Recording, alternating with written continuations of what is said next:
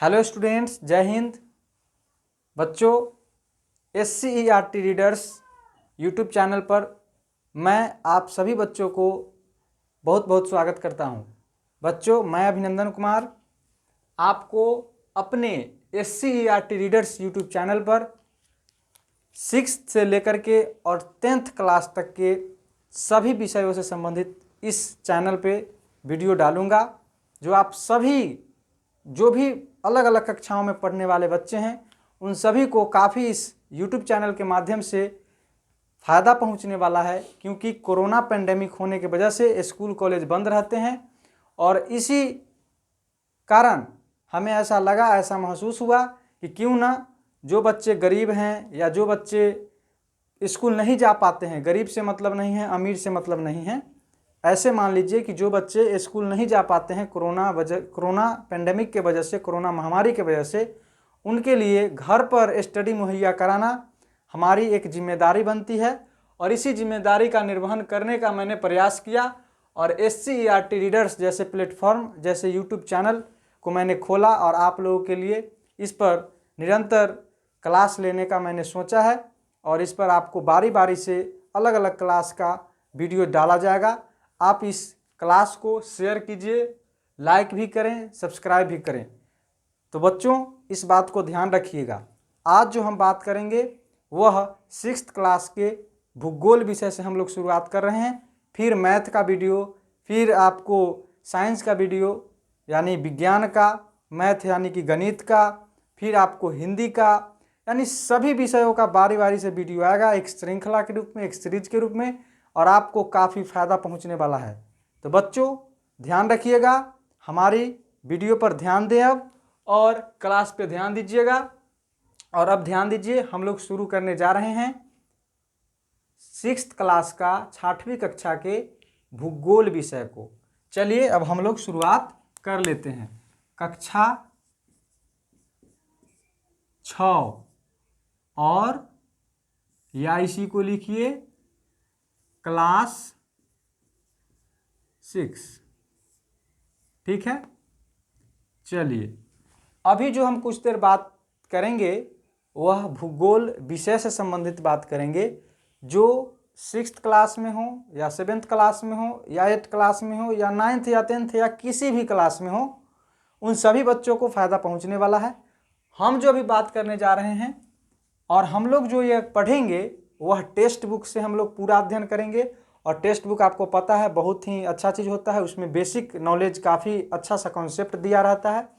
और NCERT book हो या स्टेट लेवल का SCERT बुक हो, उनको पढ़ना बहुत ज़रूरी है, बहुत महत्वपूर्ण है, और मैं वही कर रहा हूँ। और NCERT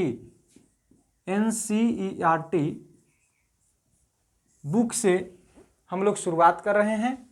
और अलग अलग RS शर्मा या और अलग अलग पब्लिकेशन जो भारतीय भवन प्रकाशन के आते हैं, उनसे भी हम लोग मैथ या अलग अलग विषयों का वीडियो हम लोग लेकर आएंगे। लेकिन अभी हम लोग NCERT को चालू करने जा रहे हैं और NCERT में भूगोल विषय को, कौन से विषय को? भूगोल। ठीक है, ध्यान दीजिएगा। और भूगोल जो अभी हम थोड़ा चर्चा करेंगे भूगोल पे, तो भूगोल में हमारा चर्चा किसी भी क्लास के बच्चों के लिए ये हो सकता है ये चर्चा। उसके बाद हम बात करेंगे क्लास 6 पर, क्लास 6वीं पर। अब हम बात कर लेते हैं भूगोल से संबंधित। तो भूगोल में एक, इसको तोड़िएगा तो भू और प्लस गोल, ये दो शब्दों में टूटता है। और भू का अर्थ होता है पृथ्वी और गोल का मतलब तो समझते हैं गोला आकार, गोला आकार। गोल का मतलब गोला आकार, यानी वैसा पिंड जो गोला आकार हो, और उसके बारे में हम यदि अध्ययन करें तो वही हमारा क्या कहलाता है? उस पिंड का अध्ययन। तो हमारा जो है पृथ्वी, और वह गोलाकार है, और पृथ्वी जो गोलाकार है उसी का अध्ययन करना ही क्या कहलाता है? भूगोल कहलाता है। तो ये हो गया भूगोल से संबंधित बात। अगर हम बात करें इसका इंग्लिश नाम का, तो इसका इंग्लिश नाम होता है जियोग्राफी। और जियोग्राफी जो है दो यूनानी शब्द जियो और प्लस ग्राफी से मिलकर के बना है। दो यूनानी शब्द, ग्रीक भाषा का शब्द जियो और ग्राफी से मिलकर के ज्योग्राफी बना है। और इस ज्योग्राफी नाम देने वाले एक वैज्ञानिक हैं, एक भूगोलवेत्ता हैं, वो हैं, उनका नाम है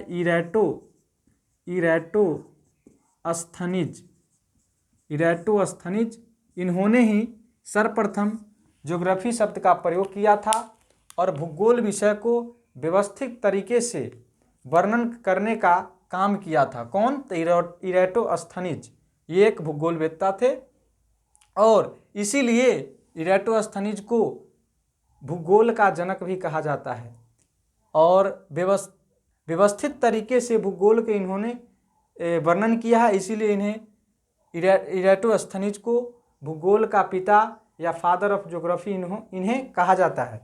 बात ध्यान दीजिएगा, एक और व्यक्ति हैं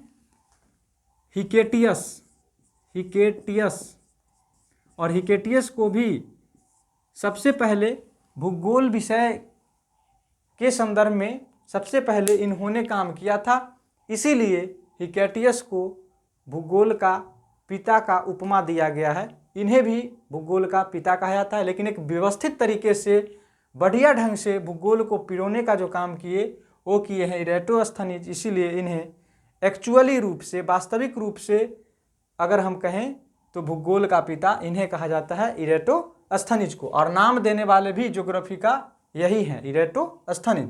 तो ये जियो और प्लस ग्राफी दो शब्दों से मिल करके बना है। और जियो का जहाँ अर्थ जो होता है वह होता है अर्थ, EARTH, अर्थ। और ग्राफी का मतलब होता है डिस्क्रिप्शन, और डिस्क्रिप्शन का मतलब होता है विवरण या वर्णन। और अर्थ का मतलब आपको पता है कि होता है पृथ्वी। तो पृथ्वी का वर्णन करना ही ज्योग्राफी कहलाता है।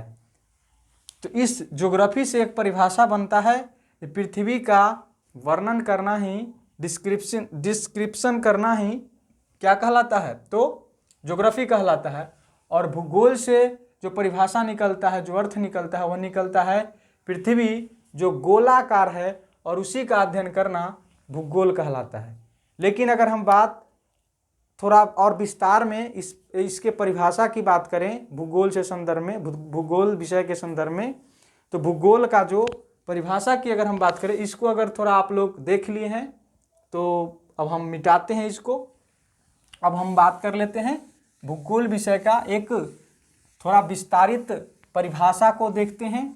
और विस्तारित परिभाषा के रूप में यदि हम देखें तो भूगोल वह सामाजिक विज्ञान का वह शाखा है भूगोल, जिसके अंतर्गत हम लोग पूरे ब्रह्मांड में घटने वाली घटनाओं और पृथ्वी के अंदर और पृथ्वी के बाहर या पृथ्वी पर जितने भी घटनाएं घटती है उनके बारे में भौतिक रूप से अध्ययन करते हैं हम लोग।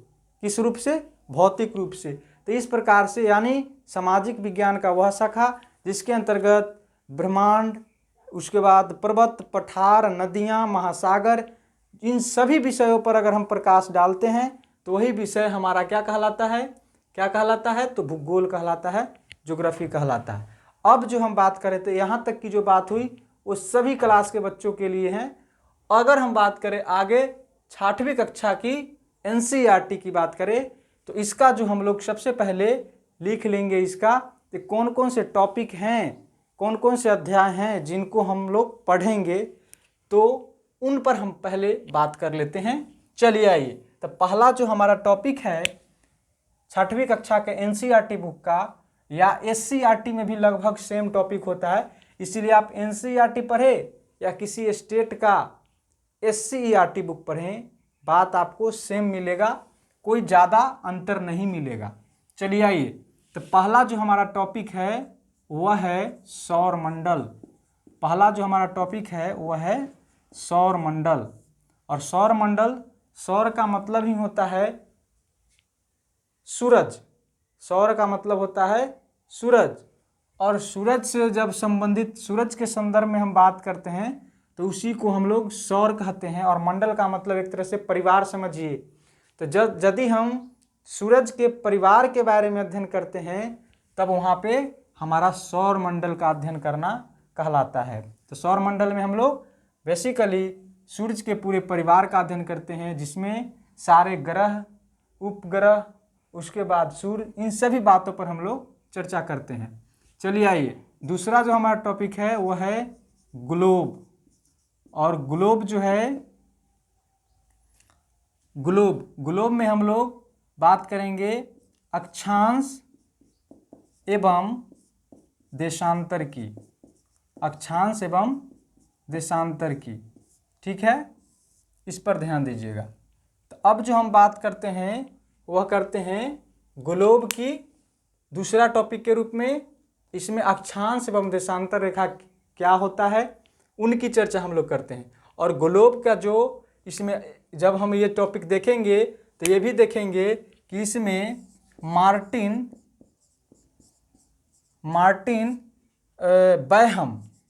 बैहम करके एक नाम आता है, जिन्होंने पूरे ग्लोब को बनाने का काम किया था। यानी ग्लोब को निर्माण करने का काम कौन किए थे? तो मार्टिन बैहम। और इन्हीं के नाम के साथ हम ग्लोब की शुरुआत करेंगे दूसरा टॉपिक का। तीसरा जो टॉपिक है हमारा वह होगा हमारा पृथ्वी की गतियाँ। तो ये इस प्रकार से हमारा ये तीसरा टॉपिक है, पृथ्वी की गतियाँ। इसमें हम लोग, आप नाम भी सुने होंगे, जो पृथ्वी में दो गति होती है, एक 24 घंटा वाला दिन रात वाला और उसको बोलते हैं घूर्णन गति, और एक जो पूरे साल वाला 365 दिन वाला जो होता है उसको परिक्रमण गति कहते हैं। तो उनकी चर्चा हम लोग इसमें करेंगे। अगला जो है वह है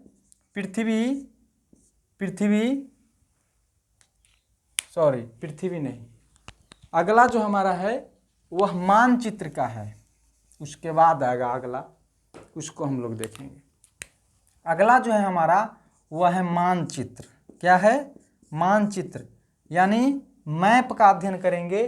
कौन कौन से मैप, क्या क्या होता है मैप, इन सभी बातों पर हम लोग बात करेंगे। मैप जो हैं वो बेसिकली 3 प्रकार के होते हैं। एक होते हैं भौतिक मानचित्र, एक होते हैं राजनीतिक मानचित्र और एक होते हैं थीमेटिक मानचित्र। तो इन सभी बातों पर हम लोग चर्चा करेंगे मानचित्र वाले चैप्टर में। अगला जो हमारा टॉपिक है वह है पृथ्वी के प्रमुख परिमंडल। और पृथ्वी के प्रमुख परिमंडल के अंतर्गत हम लोग पृथ्वी में कौन कौन से परिमंडल हैं, जल मंडल, स्थल मंडल, वायुमंडल, इन सभी बातों के बारे में एक बेसिक कॉन्सेप्ट लेंगे पृथ्वी के प्रमुख परिमंडल वाले चैप्टर में। तो बच्चों ध्यान दीजिएगा। अगला जो हमारा टॉपिक है वह है पृथ्वी के प्रमुख स्थल रूप। और इसमें हम लोग बेसिकली चर्चा करेंगे इस चैप्टर में कि पृथ्वी पर कहाँ पर कौन सा पर्वत, पठार, मैदान, मरुस्थल इत्यादि ये सभी चीज़ हैं, उन्हीं का अध्ययन जो करते हैं जिस चैप्टर में, उस चैप्टर का नाम है पृथ्वी के प्रमुख स्थल रूप। अगला जो हमारा टॉपिक है 7वां टॉपिक वह है हमारा देश भारत। और इसमें हम लोग भारत के बारे में एक बेसिक समझ, एक मूलभूत जो एक ज्ञान होती है उसको हम लोग लेंगे हमारा देश भारत नामक टॉपिक के अंतर्गत या अध्याय के अंतर्गत। अगला जो हमारा आखिरी और लास्ट जो टॉपिक है या अध्याय है वह है भारत का जलवायु, वनस्पति एवं वन्य प्राणी। तो इस प्रकार से टोटल 8 टॉपिक को हम लोग इस 6वीं कक्षा के भूगोल एनसीईआरटी के भूगोल पुस्तक में हम लोग पढ़ते हैं, ये 8 टॉपिक को। और इस प्रकार से इस सारे टॉपिक को हम लोग बारी बारी से पढ़ेंगे, बारी बारी से इन सभी टॉपिक पर हम वीडियो लेकर के आएंगे और हम लोग पढ़ेंगे। तो बच्चों ध्यान दीजिएगा। आज के लिए इतना ही। हमारे चैनल SCERT रीडर्स को आप लोग लाइक करें, शेयर करें और सब्सक्राइब करें। बच्चों आज के लिए इतना ही। वीडियो देखने के लिए आप सभी बच्चों को हृदय से बहुत बहुत धन्यवाद।